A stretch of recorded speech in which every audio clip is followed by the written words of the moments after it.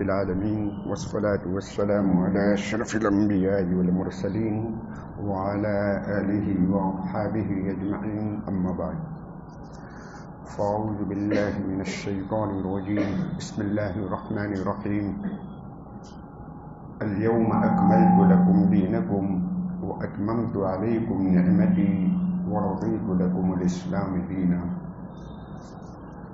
إن الدين عند الله الإسلام آمنت بالله صدق الله مولانا العظيم وصدق رسوله النبي الكريم ونحن على ذلك لمن الشاهدين والشاكرين والحمد لله رب العالمين.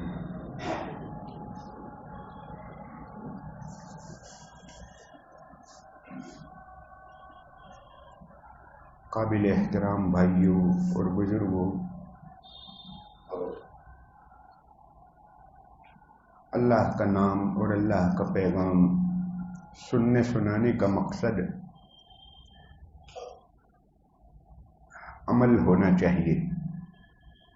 نیت یہ ہونی چاہیے کہ میں انشاءاللہ عمل کروں گا. عمل کی نیت ہوگی تو ہمارا سننا سنانا عبادت میں شمار ہوگا. عمل کی نیت ہوگی تو اللہ عمل کی توفیق عطا فرمائیں گے. عمل کی نیت ہوگی، اگر راہ میں کچھ مشکلات ہوگی، عمل کرنے میں کوئی موانع، کوئی رکاوٹیں ہوگی تو اللہ ان رکاوٹوں کو بھی دور فرما دیں گے.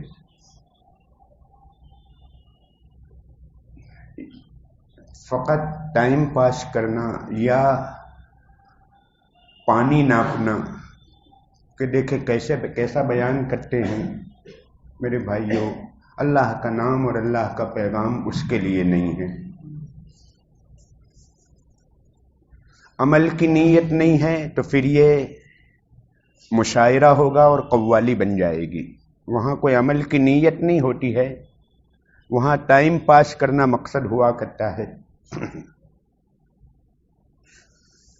لہذا میرے بھائیوں، ہر ایسی مجلس میں، ہر بیان کے موقع پر کم از کم ایک پوائنٹ اور ایک بات اٹھا لینی چاہیے کہ آج کی اس مجلس سے میں یہ بات یہاں سے لے کر جا رہا ہوں، ایک اصول لے کر جا رہا ہوں. انشاءاللہ میں اپنی زندگی میں اس پر عمل کی پوری کوشش کروں گا. اگر ہر مجلس، ہر وعظ، ہر بیان سے ایک ایک پوائنٹ اٹھا لیا تو زندگی میں ہمارے پاس کتنا بڑا ذخیرہ ہو جائے گا. لہذا میرے بھائیوں، اللہ کا نام اور اللہ کا پیغام، اللہ پاک ہمیں اپنی رضا کے لیے، اپنی خوشنودی کے لیے اللہ پاک ہمیں سننے سنانے کی توفیق عطا فرمائیں.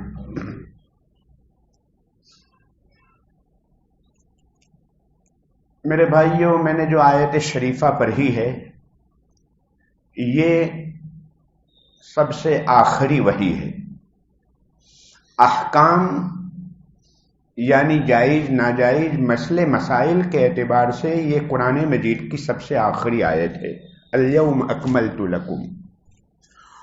اس آیت شریفہ کے بعد ترغیب ترہیب، ڈرانے کے لیے، شوق دلانے کے لیے، فضیلت کے لیے، عمل کی تاکید کے لیے آیتیں کچھ نازل ہوئی. باقی احکام اور شرعی قوانین کے اعتبار سے یہ سب سے آخری آیت شریفہ ہے. یہ آیت شریفہ کے نازل ہونے کے بعد تقریباً 3 مہینے کے بعد جناب نبی پاک صلی اللہ علیہ وسلم کا انتقال ہوا، آپ کی وفات ہوئی، آپ دنیا سے پردہ فرما گئے.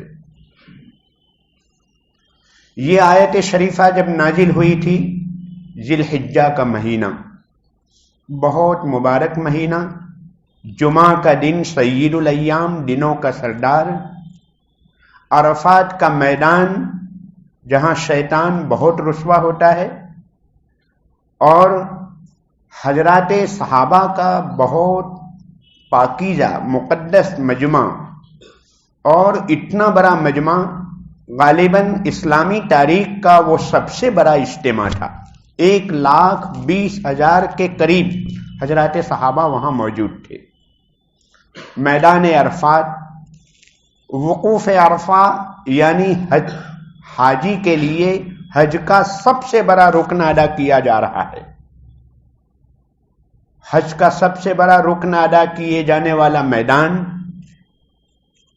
اور جبل رحمت کے قریب عصر کی نماز کے بعد، عصر کی نماز کا وقت، عصر کے بعد کا وقت بہت قیمتی وقت ہوتا ہے، خاص طور پر جمعہ کے دن. جمعہ کے دن ایک گھڑی اللہ پاک نے ایسی رکھی ہے جس میں دعا قبول ہوتی ہے. اکثر حضرات محدثین نے وہ گھڑی کے بارے میں فرمایا کہ عصر اور مغرب کے بیچ کا وقت. دوسرے اقوال بھی ہیں. حضور پاک علیہ السلام اپنی اونٹنی، عذبہ نامی ایک اونٹنی تھی، اس کے اوپر سوار تھے اور اس وقت وحی آ رہی ہے. حضور پاک علیہ السلام جب وحی آتی تھی تو آپ کی طبیعت کے اوپر ایک بوجھ ہوتا تھا. خالق اور مخلوق کے درمیان کا ایک کمیونیکیشن، واسطہ، ایک تعلق ہو رہا ہے، ایک ڈیٹا ٹرانسفر ہو رہا ہے. جیسے ہم ایک موبائل سے دوسرے موبائل میں ڈیٹا ٹرانسفر کرتے ہیں، وحی آ رہی تھی خالق کی طرف سے مخلوق کے نام، سید الانبیاء کے نام. اتنا بوجھ پڑ رہا تھا طبیعت پر کہ آپ کی اونٹنی بیٹھ گئی. اس وقت آیت شریفہ نازل ہوئی جس میں ہمارے لیے اللہ پاک نے بہت بڑا انعام، ایک بہت بڑی نعمت کا اعلان فرمایا. الیوم اکملت لکم، آج کے دن اللہ پاک نے باجوں نے ترجمہ کیا آج کے دن، باجوں نے ترجمہ کیا اب، اس وقت. اکملت لکم، اب اللہ پاک فرماتے ہیں کہ میں نے تمہارے لیے تمہارا دین مکمل کر دیا، کامل کر دیا، کمپلیٹ کر دیا، پرفیکٹ بنا دیا. وَأَتْمَمْتُ عَلَيْكُمْ نِعْمَتِي، اور میری نعمت کو مکمل کر دیا. وَرَضِيتُ لَكُمُ الْإِسْلَامَ دِينًا، 3 جملے ارشاد فرمائے. میں نے تمہارا دین مکمل کر دیا، میری نعمت کامل کر دی، اور تمہارے لیے اسلام نامی دین زندگی گزارنا، دستور حیات میں نے تمہارے لیے منتخب کیا. 3 باتوں کا اعلان فرمایا. دین کامل اور مکمل، آئندہ قیامت تک کے لیے اب یہی دین باقی رہے گا، یہ منسوخ نہیں ہوگا. باقی شریعتیں آتی تھی لیکن وہ ایکسپائر ہو جاتی تھی، ان کی ایکسپائری ڈیٹ ہوا کرتی تھی، لیکن شریعت اسلامیہ، شریعت محمدیہ، سب کا نام اسلام ہے. آدم علیہ السلام سے لے کر اب تک جتنی شریعتیں آئی وہ سب کا سب اسلام. یہ جو کہا جاتا ہے کہ اسلام کو تو 1450 سال ہوئے اور ہمارا مذہب تو 5000 سال پرانا ہے، یہ غلط بات ہے. آدم علیہ السلام کے اوپر جو وحی آتی تھی، جو شریعت آئی تھی، وہ بھی اسلام. یہ اسلام کی آخری کڑی ہے. اس سے پہلے بھی اسلام ہی تھا، یہ اسلام کی آخری آورتی، آخری کڑی ہے، لاسٹ ایڈیشن ہے یہ. باقی اسلام وہ بھی ہے، یہ بھی اسلام ہے. بس فرق اتنا ہے کہ اب قیامت تک کے لیے یہی مذہب چلے گا، یہی دین چلے گا.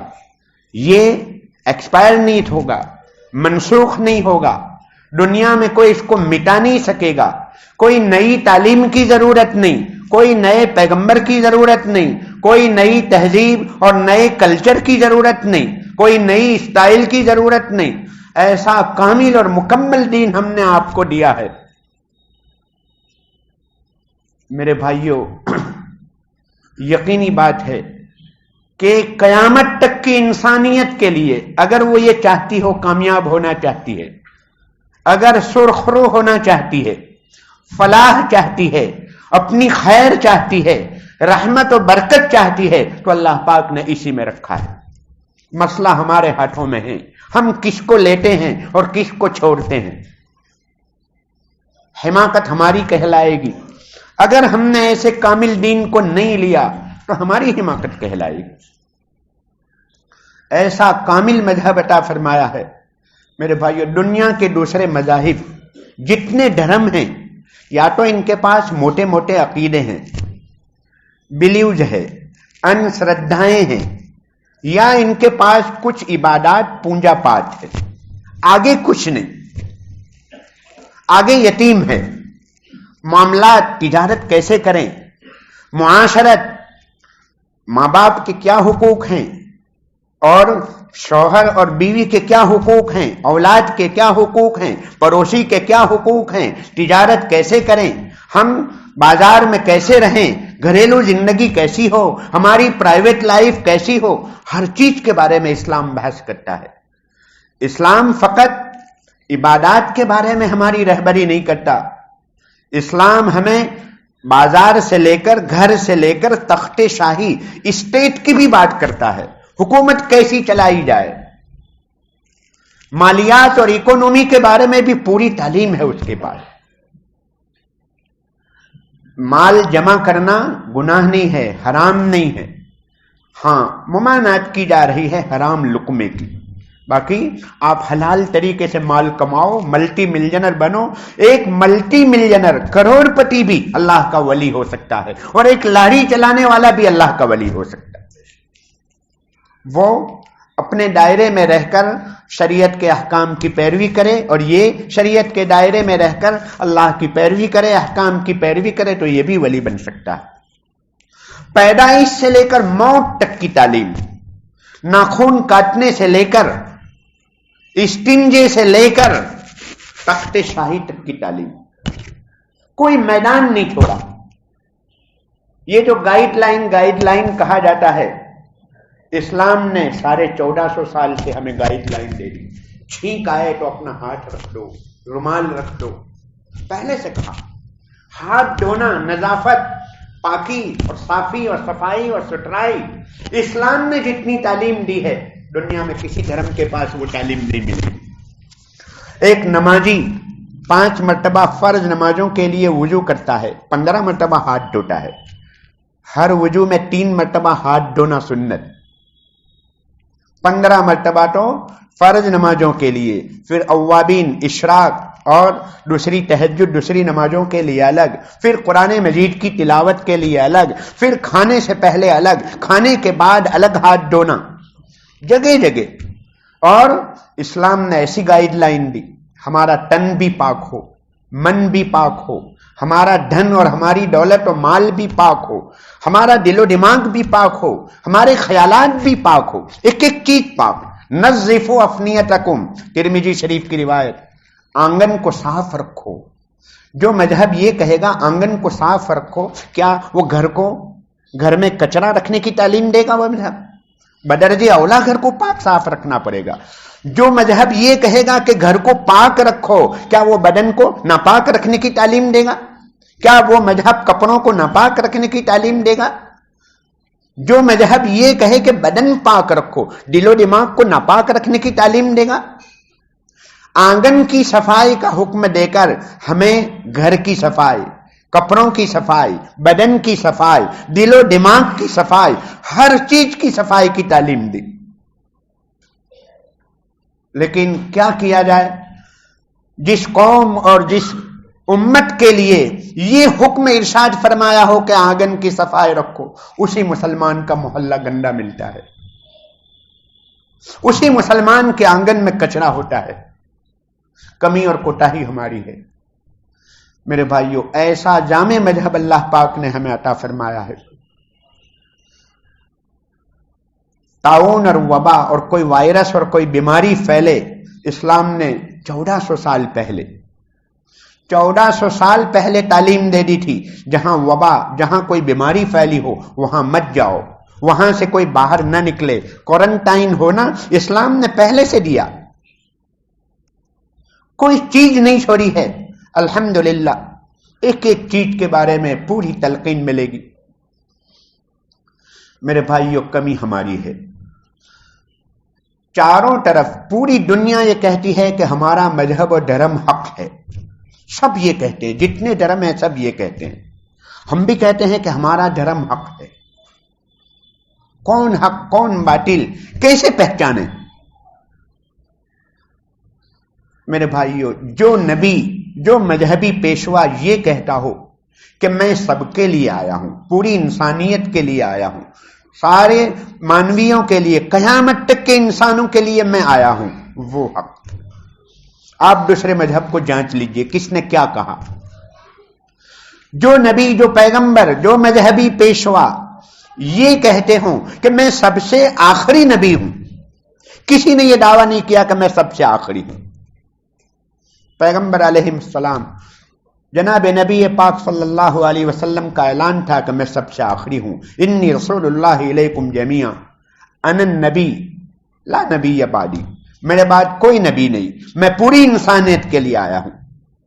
جس مذہب کی تعلیم محفوظ ہو، ریکارڈ ہو، وہ مذہب حق ہے، وہ سچ ہے. دوسرے مذاہب کی تعلیمات کو دیکھ لیجئے. عیسائی دنیا میں آبادی اور پاپولیشن کے اعتبار سے 1 نمبر کی قوم، سب سے زیادہ آبادی ان کی ہے، لیکن بائبل اور انجیل کی حفاظت کا کیا عالم ہے مت پوچھو. ہر 5 سال میں اس میں چینجنگ ہوتی ہے، تبدیلی ہوتی ہے.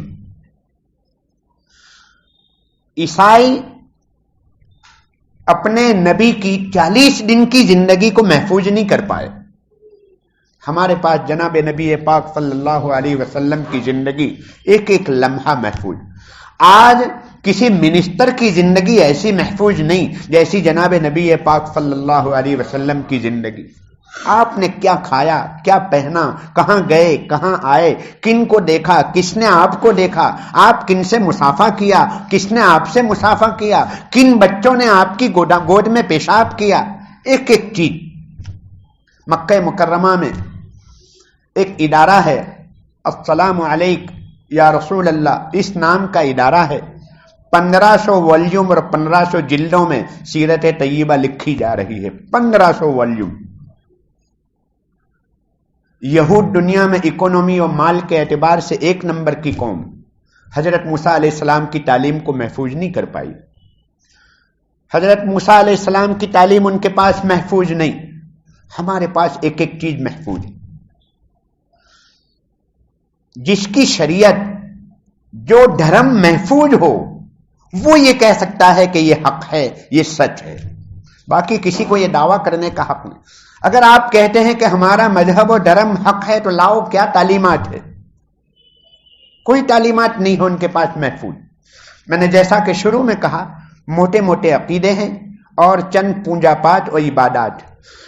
پوری دنیا کے دھرم اور مذہب یہ کہتے ہیں، اعلان کرتے ہیں کہ مذہب اور دھرم کا تعلق فقط عبادات سے ہے، پوجا پاٹ سے ہے، مسجد، مندر، چرچ، ڈیرا سر اور گرودوارا اور سیناگوگ اور اس سے ہے، باقی کسی سے نہیں ہے. باہر مذہب کا کوئی تعلق نہیں.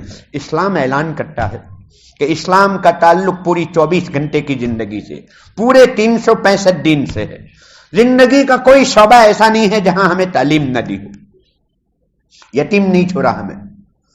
ایک مرتبہ سلمان فارسی رضی اللہ تعالیٰ عنہ سے کسی یہودی نے کہا، تمہارے نبی تو عجیب ہیں، تم کو پیشاب پانی کرنے کا طریقہ سکھاتے ہیں.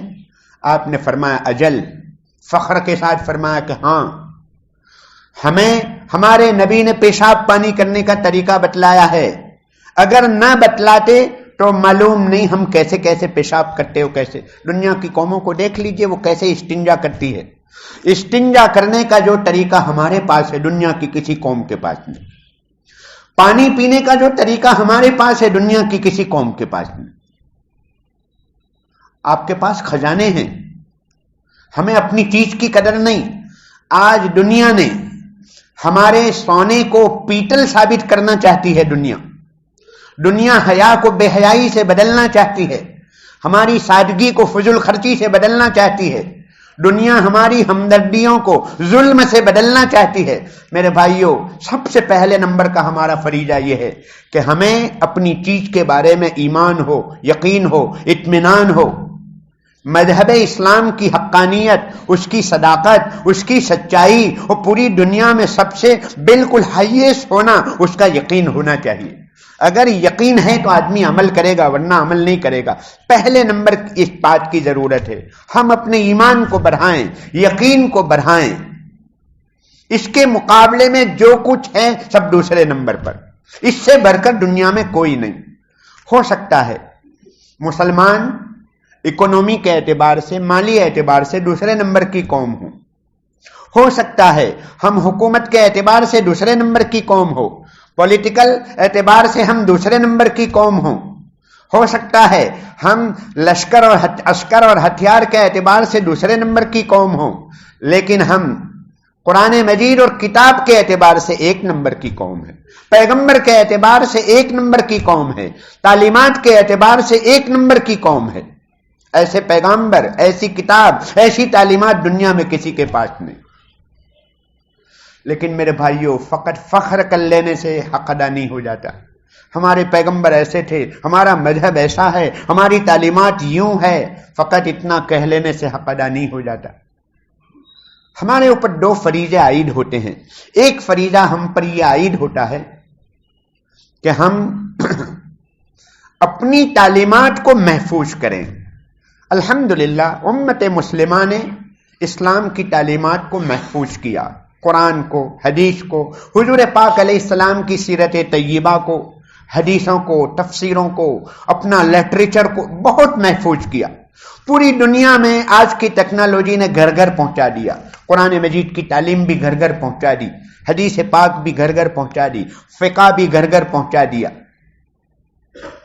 ارون شوری نام کا ہمارا لا منسٹر تھا، یہاں کا پچھلا لا منسٹر، قانون کا جو وزیر تھا، وزیر قانون، اس نے ایک سوال کیا تھا کہ یہ کیسے لوگ ہیں مسلمان، ان کی فتاوا کی کتابوں میں، اس نے فتاوا کی کتابوں کا مطالعہ کیا تھا، 18,000 فتاوا کا مطالعہ کیا اور پھر 600 پیجز میں ایک کتاب لکھی اسلام کے خلاف۔ کہا کہ یہ کیسے لوگ ہیں، ان کے وہاں تو یہ بھی ملتا ہے کہ بالوں کی صفائی کیسے کی جائے، استنجا کیسے کیا جائے۔ وہ سوال کیا تھا، اشکال۔ جواب یہ ہے، اگر آپ کے دھرم نے اور مذہب نے آپ کی رہبری اور رہنمائی نہیں کی ہے تو یہ قصور آپ کا ہے، یہ تو خوشی کی بات ہے، ضرورت ہے۔ ہم بالوں کی صفائی کیسے کریں، غسل کیسے کریں، ہمیں نہیں معلوم تھا۔ ابھی بھی جن کو مسنون طریقہ معلوم نہ ہو وہ کیسے کیسے غسل کرتا ہوگا، کوئی کبھی سر پر پانی ڈالتا ہوگا، کوئی ہاتھ پر پانی ڈالتا ہوگا، کوئی پاؤں کے اوپر پانی ڈالتا ہوگا۔ ہمیں غسل کا مسنون طریق بتلا دیا کہ اہل استنجا کرو، خوب اچھی طرح صفائی کرو، پیشاب پانی نہیں کیا ہے پھر بھی استنجا کرو، کھل مل مل کر گس گس کر پہلے استنجا کرو، پھر بعد میں جیسے نماز میں وضو کرتے ہیں ویسے وضو کرو، پھر سر پر پانی ڈالو، پھر داہنے کندھے پر پانی ڈالو، پھر بائیں کندھے پر پانی ڈالو۔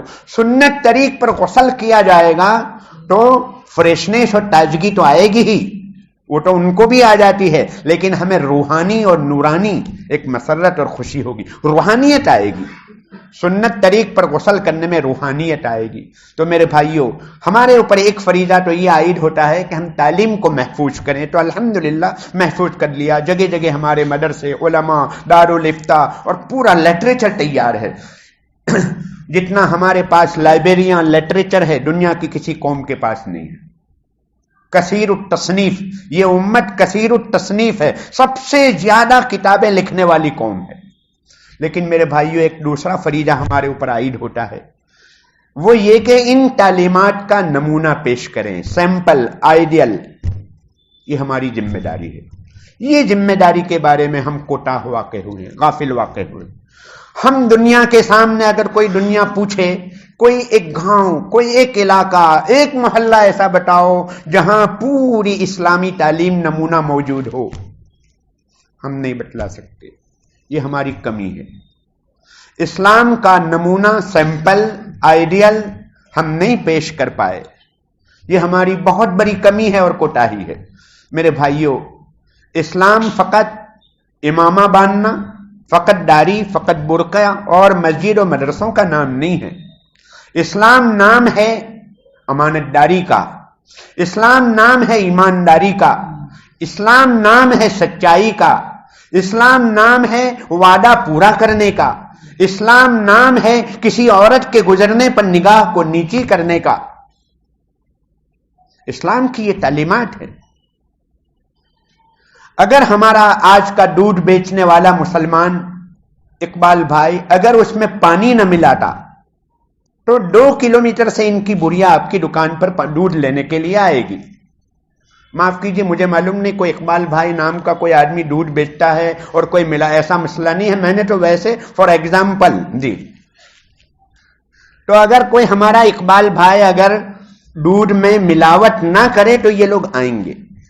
اگر ہمارا درزی اور ٹیلر کپڑے کی چوری نہ کرے تو یہ بجرنگ دل کا آدمی آپ کی دکان پر آئے گا. اس لیے کہ ان کو اپنی سیفٹی چاہیے, ان کو پیور دودھ چاہیے. میرے بھائیوں, اگر میں نے ملاوٹ والا دودھ بیچا ہے تو یاد رکھیے کل آپ کو ملاوٹ والا تیل خریدنا پڑے گا. اللہ کا قانون ہے مکافات عمل, قانون مکافات اللہ کے وہاں سے قانون ہے, اصول ہے. آپ چیٹنگ دوسروں کے ساتھ نہیں کر رہے ہیں, اپنے ساتھ کر رہے ہیں. ملاوٹ والا دودھ بیچ کر آپ نے اپنی ذات کے ساتھ چیٹنگ کیا. آپ نے یہ کیا, وہ کرے گا, وہ کرے گا. اگر ہم لوگ اسٹیکر کو بدل کر چیٹنگ نہ کرتے, میڈ ان چائنا کی جگہ میڈ ان جاپان کا اسٹیکر لگا کر 50 روپے زیادہ کما لیے, میرے بھائیوں ایمان کا سودا کر لیا. اگر ہم سچائی سے کام لیتے اور یوں کہیں کہ بھائی اسٹیکر تو جاپان کا ہے, میڈ ان جاپان, لیکن یہ میڈ ان چائنا ہے, یہ نوجوان رات کی تنہائی میں بستر کے اوپر سوچنے پر مجبور ہو جائے گا کیسا آدمی تھا. سچائی سے اس نے سچ کہہ دیا. اگر وہ مجھے کچھ نہ کہتا تو میں 500 روپے زیادہ دے دیتا. یہ تنہائیوں میں سوچنے پر مجبور ہو جائے گا. میرے بھائیوں, دنیا کو ضرورت ہے نمونے کی, ایگزامپل کی. ایک بہت بڑا سوال ہے تاریخ کی کتابوں میں, سیرت کی کتابوں میں. جناب نبی پاک صلی اللہ علیہ وسلم نبوت ملنے کے بعد 23 سال تک آپ زندہ رہے. 40 سال میں نبوت ملی, 63 سال کی عمر میں آپ دنیا سے پردہ فرما گئے. 23 سال کی زندگی میں آپ نے جو تبلیغ فرمائی, جو دعوت دی, اس میں سے 21 سال ایک طرف, 2 سال ایک طرف. صلح حدیبیہ سن ہجری 6 میں ہوئی. حضور 1400 صحابہ کے ساتھ عمرہ کرنے کے لیے جا رہے تھے, لیکن مکہ میں بالکل قریب پہنچ گئے. حدیبیہ یعنی مکے سے باہر 5 کلومیٹر کا فاصلہ بھی نہیں, تو وہاں پر آ کر آپ نے خیمہ پڑاؤ ڈالا تھا اور وہاں آپ کو روک لیا. اس سال آپ نہیں آ سکتے, واپس جانا پڑے گا, آئندہ سال آئیے. پورا کمپرومائز ہوا, اس کو صلح حدیبیہ کہتے ہیں. صلح حدیبیہ ہونے کے بعد یہ طے پایا کہ اگر کوئی مسلمان مدینے سے مکہ آئے گا تو ان کو ہم واپس نہیں جانے دیں گے, اور کوئی کافر اگر مکے سے مدینہ آ جائے تو آپ کو واپس بھیجنا پڑے گا. حضور نے فرمایا منظور. کئی شرطیں تھی, ساری شرطیں حضور نے منظور فرما لی. ایسا لگ رہا تھا دب کر صلح ہو رہی. حضرت عمر نے کہا کہ یا رسول اللہ, کیا ہم حق پر نہیں ہیں؟ ایسی دب کر صلح کیوں کی جا رہی ہے؟ ابھی واپس جانا پڑے گا. کیوں؟ مکہ ان کا تھوڑی ہے. نہیں, حضور نے فرمایا منظور, ابھی واپس جاتے ہیں. کہا آئندہ سال آؤ گے, فقط 3 دن رہو گے. کہا منظور, 3 ہی دن رہیں گے. ہتھیار نہیں لا سکتے. کہا منظور. ساری شرطیں منظور فرما لی. ایک سوال یہ پیدا ہوتا ہے, 21 سال میں جتنے آدمیوں نے اسلام قبول کیا وہ, اور 2 سال میں اسلام قبول کرنے والوں کی تعداد سن ہجری 7 اور سن ہجری 8, 2 سال مکمل بھی نہیں ہوئے تھے. سن ہجری 6 کا ذی قعدہ, اس میں یہ کمپرومائز ہوا, اور سن ہجری 8 کے رمضان تک میں 1400 صحابہ اس وقت آئے تھے صلح حدیبیہ میں, اور فتح مکہ کے موقع پر 10,000 تو صحابہ مکہ مکرمہ آئے تھے. یعنی تقریباً 8,000 سے زیادہ آدمی انہوں نے 1.25 سال میں اسلام قبول کیا. اور فتح مکہ کے بعد تو پوچھو ہی مت, خاندان کے خاندان, قبائل کے قبائل, علاقے کے علاقے آتے گئے. اس کا نام ہی عام الوفود تھا. تو سوال یہ پیدا ہوتا ہے, ایک معمہ ہے, پزل ہے, ایک پہیلی اور اکھانا ہے کہ اتنی بڑی تعداد میں کیسے اسلام قبول کیا. میرے بھائیو, اصل جواب یہ ہے اس کا کہ سن ہجری 6 میں جب آپس میں صلح ہوئی, دونوں میں آپس میں میل جول ہوئی. اب یہ بھائی اس بھائی کو ملنے کے لیے آ رہا ہے, مکے والا مدینہ جا رہا ہے, مدینے والا مکہ آ رہا ہے. مکے والے اپنی تجارت و بزنس کے لیے سیریا اور شام جاتے تھے, بیچ میں مدینہ پڑتا ہے, تو مدینہ ہوتے ہوئے رشتہ داروں کو ایک دوسرے کو دیکھنے کی وجہ سے, ایک دوسرے سے قریب آنے کی وجہ سے ان کو ان کی زندگی دیکھنے کا موقع ملا, سیمپل ملا کہ یہ کیسے لوگ ہیں. ہم جو کھاتے ہیں وہ یہ کھاتے ہیں, ہم جو پہنتے ہیں وہ پہنتے ہیں, ہمارا خاندان ایک, ہمارا وطن ایک, ہماری زبان ایک, سب کچھ ایک ہے, آب و ہوا ایک, خوراک ایک ہے, لیکن اتنا اثر کیسے پڑا؟ یہ لوگ ہماری مہمانی میں مہمان کی مہمان نوازی کے لیے اپنے بچوں کو بھوکا رکھتے ہیں، اور چراغ کو، موم بتی کو یہ لوگ بجھا دیتے ہیں اور مہمان کو کھانا کھلاتے ہیں۔ یہ جھوٹ نہیں بولتے، یہ دھوکہ نہیں دیتے ہیں، یہ بڑی سنجیدگی سے ملتے ہیں۔ اتنا فرق کیسے آیا ان کی زندگی کے اندر؟ یہ ایک سوال تھا۔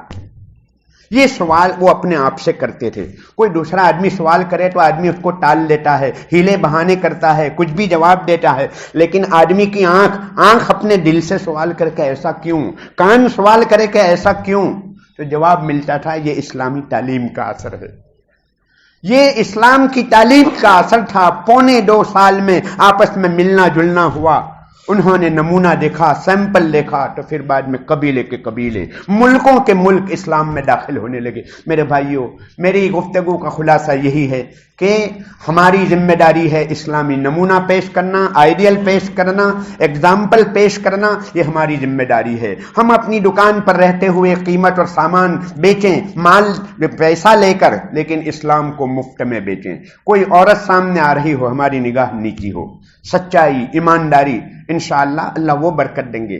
کام بنانے والی ذات اللہ کی ہے، کوانٹیٹی سے کام نہیں بنتا ہے، کوالٹی۔ برکت اگر ہوگی تو اللہ پاک 500 میں 5000 50,000 کا کام نکلوائیں گے، اور اگر برکت نہیں ہے تو 50,000 میں 5 روپے کا بھی کام نہیں بنے گا۔ اللہ تبارک تعالی ہمیں اسلام کی یہ جو ہماری دوسری ذمہ داری ہمارے اوپر عائد ہوتی ہے نمونہ پیش کرنے کی، اللہ پاک ہمیں نمونے کے طور پر قبول فرمانے، اور اللہ پاک ہمیں ذریعہ اور سبب بنا لے یہ دنیا کی دوسری قوموں تک اسلام اور امانت پہنچانے کے لیے۔ وآخر دعوانا الحمدللہ رب العالمین۔